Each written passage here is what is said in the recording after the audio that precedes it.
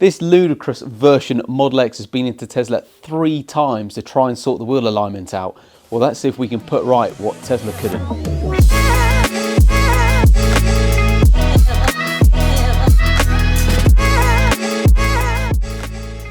So we've got the Tesla on the turn plates here, and we've done a little bit of a set down to kind of see in the first instance what's going on. And well, the customer has taken this to Tesla, as mentioned, 3 times now. It's had some suspension based work and they just can't seem to get on top of the actual driving capabilities of this car and what's going on with it. So customers basically complaining that it's very reactive over bumps, it's a bit unstable, just doesn't feel like it drives particularly well, with obviously a little bit of tram lining going on as well. So we've set it down and had a little look at what's going on, and well, we'll overlay that so you can see it rather than staring at this iPad here, this tablet. The rear end is a little bit unequal. It's not massively out, but it certainly needs to be squared up because at the moment there is an imbalance going on at the back end. But the big issue, looking at it, is the front end. We've got a lot of toe out on the front end of this car, which is going to make it very nervous, quite snappy, almost just too prone to moving around. And when you've got this much weight, let's face it, it weighs as much as the moon, it's going to be very sensitive to any little imbalances and changes. So Sam's going to get underway on this and try and work on some of the toes and cambers to get this sat a little bit better, and hopefully it will drive a lot better for the customer, who's, I think, frankly quite tired of trying to get this car set up and sorted out. So we'll see you on the other side and we'll get underway with this.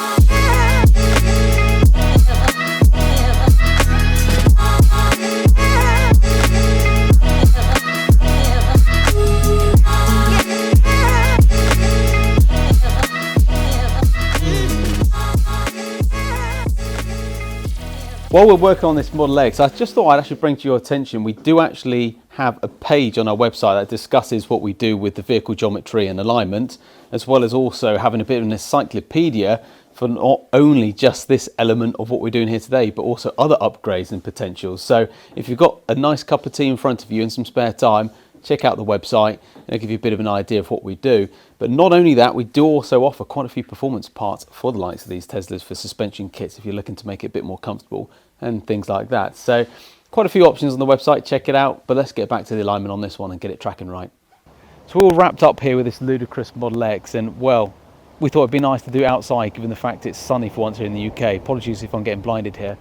But this took around 4 to 5 hours, or just under 5 hours. It's not an easy thing to do for the alignment on these cars. There's quite a lot of adjustment areas. Not only that, you've also got to drop the rear diffuser panel down as well to gain access to what you need on the back end. You can change the toe angles on the back end. Caster is fixed. On the front end, you have the ability to change toe, camber and caster. So you have 3 areas of adjustment on the front and 1 on the back, but dialing that in takes time. And not only that, I've actually personally taken this out for a test drive and thought, okay, it can be improved upon slightly more, and we've got it back on the machine and readjusted, taken it for another test drive, and it now feels great. So there's a lot of work involved in this, and I can see why Tesla themselves tried it 3 times over several visits and got it wrong, because they're not straightforward to do, and it does take expertise and time. And ultimately, the alignment's only as good as the person doing the alignment. It doesn't matter how fancy the machine is. So it's all now wrapped up. This drives really well. The customer was complaining, as I said, with some imbalances, the steering wheel being off center and being extremely reactive to camber changes. And now for the majority, that's all been sorted.